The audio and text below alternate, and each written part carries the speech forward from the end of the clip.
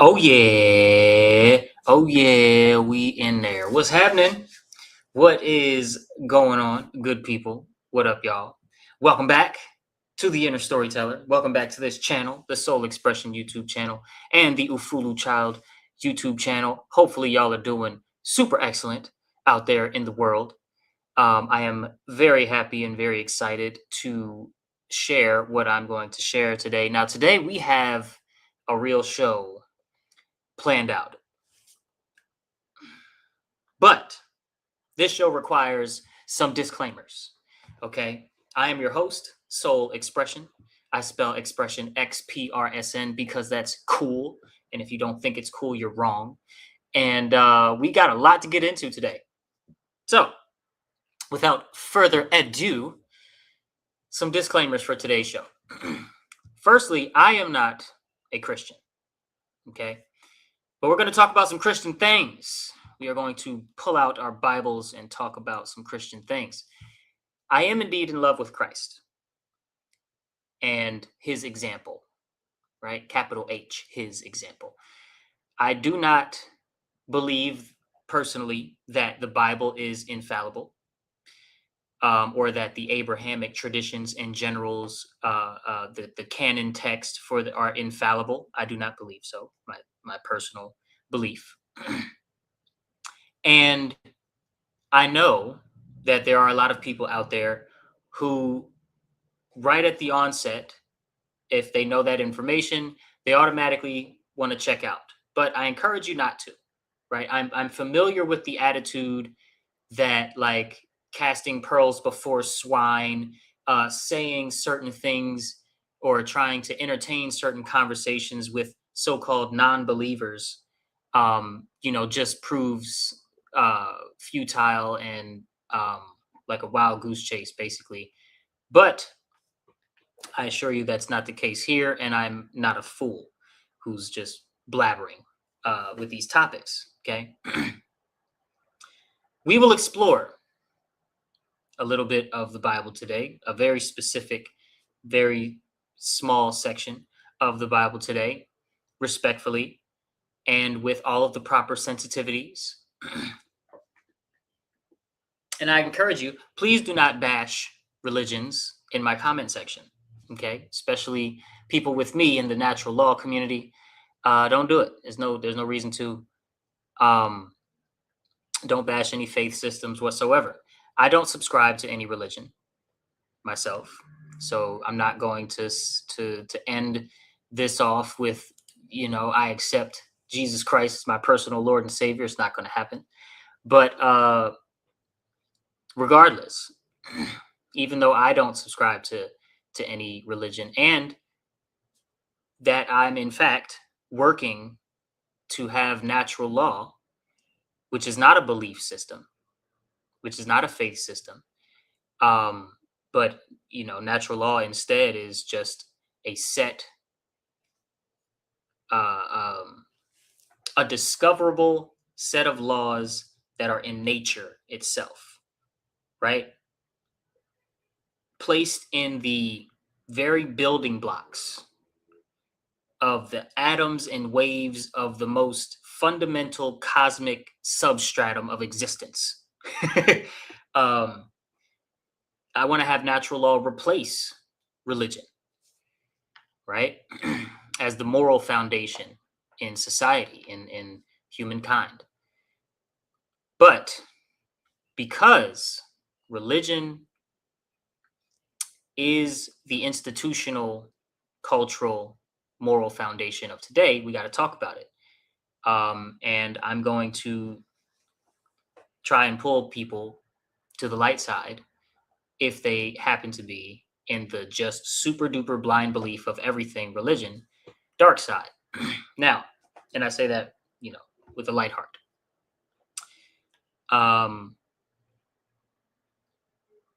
This conversation we're going to have is not because religion has nothing to offer, right? That's not the point. It's more so that natural law requires no faith.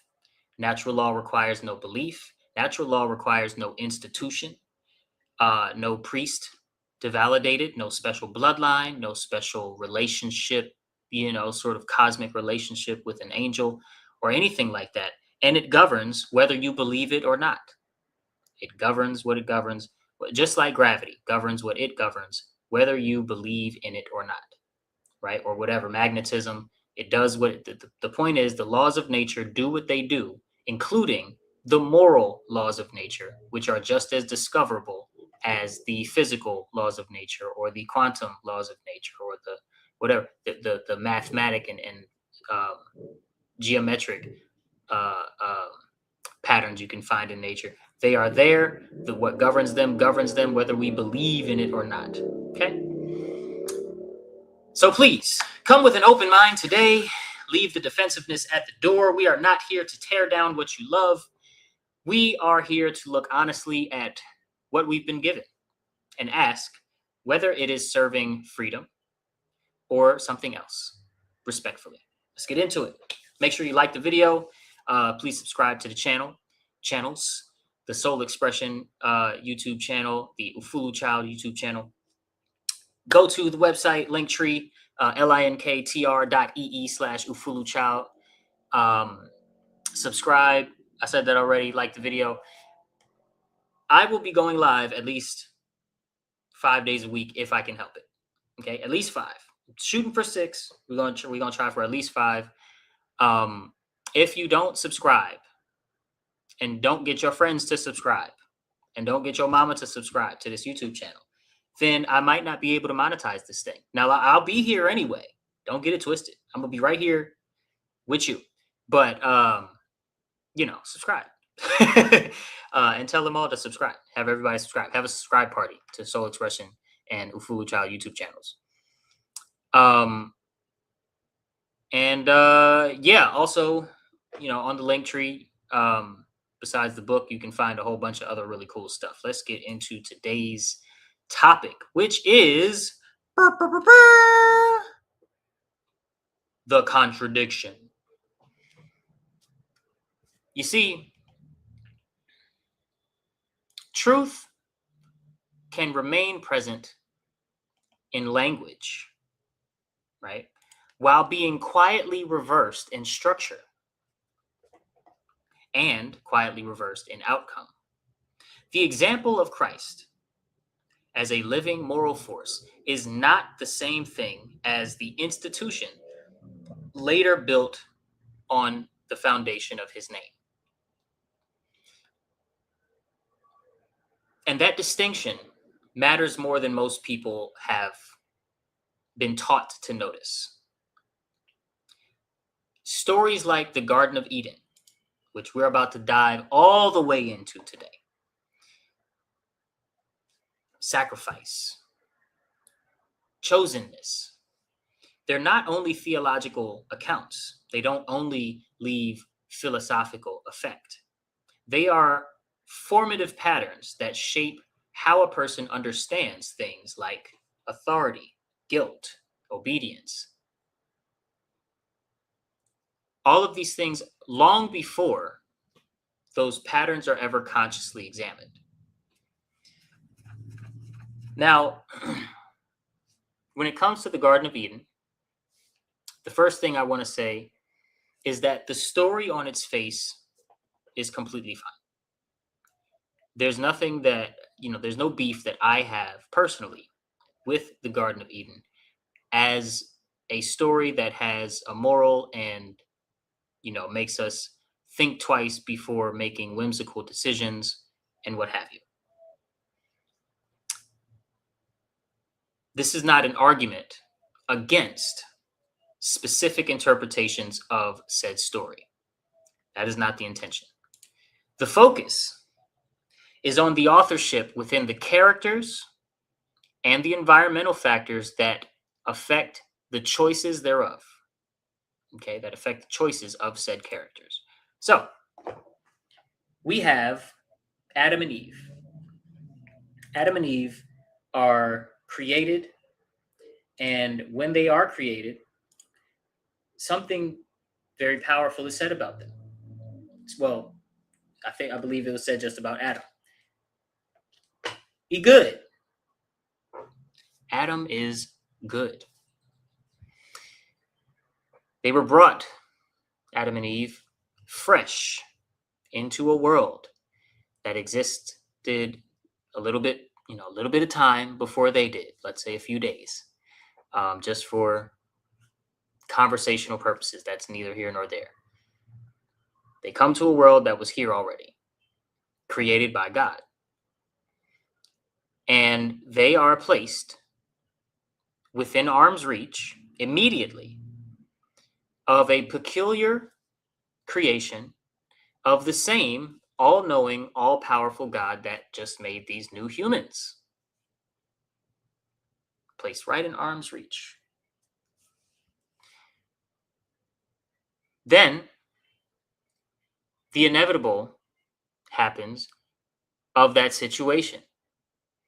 These humans are subjected to the manipulation, clever misdirection, and clear deceit of this other creation that was there when the humans were placed, when the humans were created and placed on the world, in the garden. Right? Immediately, soon as they're alive and they're the only humans that they know, that we know of, that they know in the story. It's definitely, and I didn't go back and reread it today, but I would say, on my incomplete understanding, it's definitely implied that they don't know anybody else besides themselves, right? The whole reason Eve is there is because of that. It's and God, they know God. So they're placed in the garden and immediately are attacked with psychological warfare, right? Manipulation, misdirection, and seduction. These humans have no life experience with deceit, manipulation, or clever misdirection whatsoever. They have nothing but God's gifts and God's instructions. They have no defense, no opportunity to develop discernment, right? But they're given a place to stay within close range of what some call the deceiver as a nickname, which was created by the same God that made the humans. Many say the deceiver, the serpent, is Satan himself. Some say it's not true. The king of liars, the king of the sin enablers and the manipulators, the best in the business. God just created him a few days ago, right? Or at least the serpent's physical body just a few days ago. Here you go. Here, you can inhabit this. You want to hang out in the garden or whatever. A few days ago, then humans, right? Might have even been the right yesterday. Regardless, their capacity, the serpent's capacity for manipulation, deceit, seduction, persuasion, you know what I mean? Temptation. Their capacity is definitely much greater than the mental defensive capacities of Adam and Eve, if we take the story as it is implied, where they're so, they eat from the tree and then they're embarrassed, right? They're just so without any mental toughness at all, or predictive prowess, where they can weigh the consequences of their actions. I'm jumping ahead of myself a little bit. Regardless of how you feel about it, the shadow over this sequence of choices by all the parties, God included, makes for an interesting story behind the story. Okay. And what I mean by that is the story that the inner storyteller, growing up with this Bible, growing up being told the things that were told about this Bible, the story of that the inner storyteller is going to get, that the conscious mind is not going to get, and that's going to help program the behavior patterns of the human being that is growing up with the story. All right, especially in a child. Okay. Now, the world is a good in the eyes of the creator, right? The world, the earth, the sky, the waters, the firmament, the structure, the garden, the animals. So are the characters, Adam, the serpent. All good. It's all good in the hood, baby. It's all good. Except when Adam and Eve are manipulated and seduced into acting in disregard to God's instructions. Now, what happens here is very interesting from a psychological standpoint, okay, in understanding the sequence of choices in a given story, right? Especially a story of this this level of significance. God gets so greatly offended, it seems, by Adam and Eve's disregard for his instructions that he sentenced every good thing, including the earth itself, to various eternal punishments. Right? The human created with specific limitation, intentionally designed into his capacity, his and her capacity to weigh the predictable outcomes of their choices. They're scolded and eternally punished for being deceived by the greatest deceiver to ever exist and whoever ever will exist, which was created by the same God that created them and placed in by the same God as far as location, uh, you know, which is now I'm speculating a little bit because it's not explicitly stated in the Bible, to my knowledge. God put the serpent right here, and then these coordinates is where he put the. But you talk about a serpent, you talk about something that slithers, even something that flies. They can't be. It's just a garden. You're not talking about something that's too far away. So God creates these things, creates the proximity, creates the differences in mental capacity,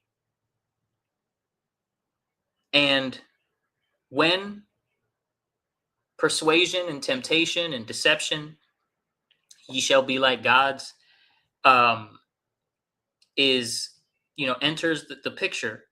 God is now offended at his own creation and his own setup, it seems. Now, the theological escape, respectfully, that most traditions like to offer this story is the escape that because free will was granted to Adam and Eve, all of the punishment, all of the reaction is justified because the mistake is human made, not God generated. Right. But I think my point cuts through that. Right. Because free will in a capped mind, operating without experiential defense against the deceiver of deceivers, is not really free will in any meaningful sense, right? It's the illusion of choice inside a controlled environment. It's politics. It's not what one would expect. Now, what does this mean? Right? Well, it's not just about the garden. Okay? The contradiction is a pattern that continues to escalate throughout the entire book in certain ways: sacrifice, blood, jealousy, murder between brothers is the first one, right? A flood, then more sacrifice and more blood and more warfare, all of these things. this escalation from that first punishment, eternal punishment, that came from a disregard for a single instruction in an environment perfectly ripe for deception and manipulation to enter the fray by God's own creation. The inner storyteller of a person raised on this sequence with great reverence and sometimes enforcement. You must believe this. Without any guidance or critical thinking framing, critical thinking framing, learns that God's love is conditional without fail. Now, I don't mean learns that God's love is conditional to say that in conclusion, the real God's love is conditional. And I also don't mean that as, the God of the Bible is just a fake, a phony. I don't mean that. Words are very hard. You got to forgive us when we get to talking about God and theology and all these things, because words get really messy. Just try to follow what I'm trying to get across. Basically,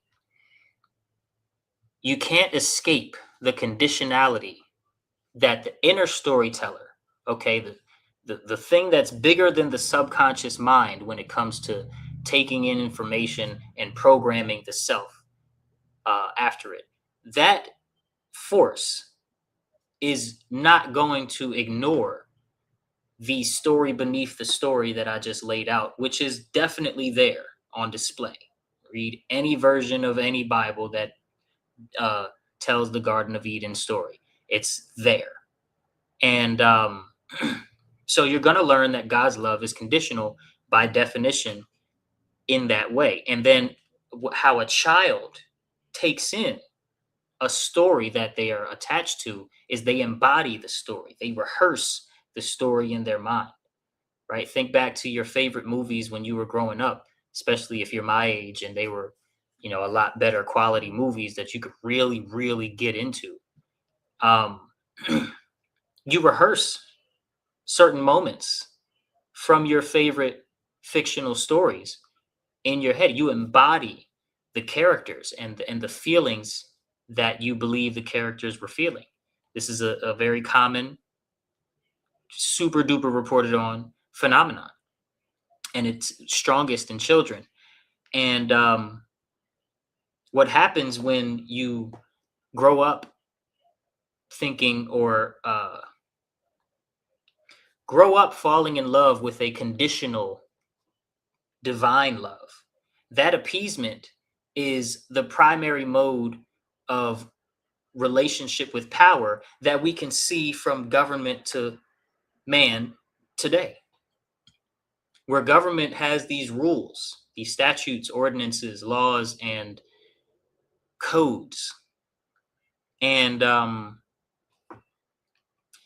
if you violate them, the punishment is very often disproportionate to the offense, just like eating fruit from a tree of knowledge, of good and evil, of morality, eating fruit from the tree of morality, okay, against the word, against the instructions of God, within your first couple days of being alive, being seduced by a smarter, way more advanced, much more ancient, likely ancient being than you, at least in soul and mind, if not body as well. I don't know.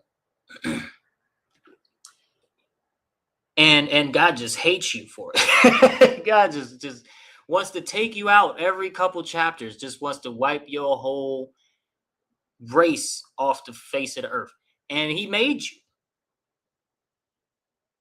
Okay? That is kind of how the government treats everyday people. The governments of the world treats everyday people. That pattern is precisely what part one of the book, The Inner Storyteller, and the video series, The Inner Storyteller, gets into. Okay, it kind of diagnoses this pattern. Not discussing whether or not God exists. Of course, God exists. There is definitely a true creator, and the creator's love is unconditional. Uh, all of that, very, very true. So please, try not to mix thoughts here. um, what I'm getting at is, what kind of human being is being formed by absorbing the patterns that the inner storyteller is going to pick up before the conscious mind is able to associate these patterns the right way for truth, and for the vessel to abide in truth and to embody truth when shit hits the fan and they are calling to God for help, right? What kind of choices would be made if that story was maybe taught a different way, maybe taught in a more holistically whole way, where certain contradictions or things are pointed out at early enough stages, and with enough rigor, and early enough ages, even, that people see these things in the holy books themselves and think for themselves and whatnot, come to their own conclusions. Because, and I'll make these last couple points, and then I think this might have to go into a part 2 episode, because I don't want to get too long-winded here. I know we're at 26 minutes of some pretty dense material. But what it does create is a weird, almost happiness about suffering, right? God calls us to be long-suffering, but God calls us to be long-suffering for the sake of others. But then that gets twisted, right? Long suffering for the sake of others gets twisted into long suffering to serve the systems that keep your energy depleted, squeeze you dry of all of your energy in service to itself, being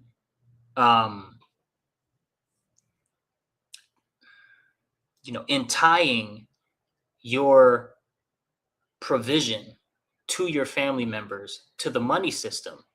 That's, it helps twist these otherwise true concepts, because there's a big genuine truth inside the concept of long suffering. Patience, endurance, sacrifice for others, selflessness, right? The willingness to forgive, the willingness to carry something difficult like a cross. You can serve a larger good with long suffering as a concept, and when you embody it the right way.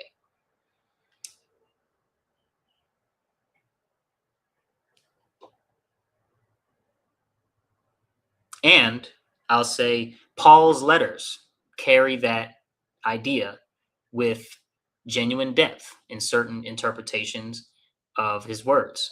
But what happens to that teaching inside a conditioning system is actually the fact that long suffering gets detached from its original context. Okay?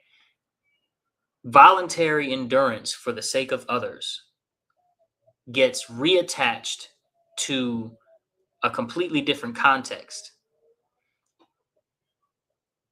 We're taught to equate it with endurance in service of the system that's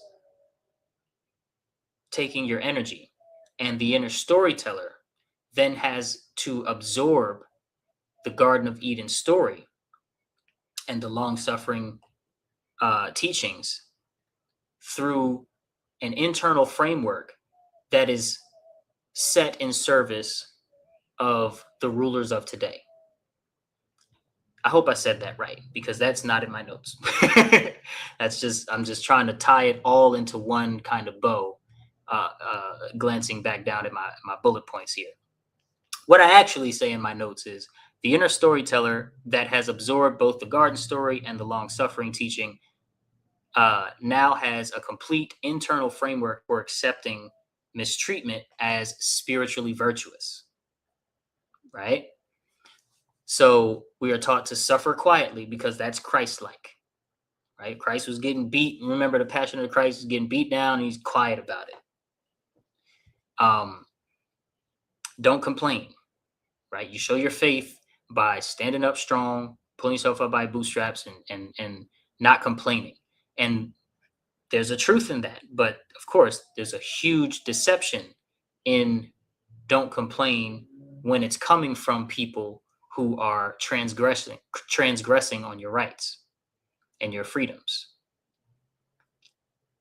So we're taught keep showing up even if it's killing you, because that's maturity. And the system that benefits from your compliance doesn't have to force much of that. You arrive to adulthood with the justification for your own exploitation preloaded in your mind. Okay? And that's the sophistication of the whole game. So I hope that today's episode struck you in a good way and not just a bad way. I also hope I didn't get too confusing every time I tried to shoot away from my notes and just come off the cuff. Because I like to try and tie things up in a bow. You know, I just feel the urge to, like, I'll take really detailed notes and then I'll be like, yeah, but I want to say it with, in a way that I say it and not write it. But regardless, want to remind you to please like the video, subscribe to the channel. I'm going to be here, right? I'll be here tomorrow. See you guys tomorrow. We're going to continue this discussion, hopefully. And there's so much. I have thousands of hours of content already mapped and outlined. I'm just very grateful to be in the spot that I'm in right now. Thousands might have been a bit of a stretch, but regardless, I do have a lot. I definitely got hundreds. And so, without further ado, again, check out the link on the screen. That's the link tree for Ufulu Child for all of our work, and to secure a paperback copy of my new book, The Inner Storyteller, for a small private donation of at least $17.99. Until that changes, when the paperbacks start getting mailed, that private donation minimum is going to rise. It's going to rise like the sun in the east. Thank you all for watching, and I'll see you tomorrow.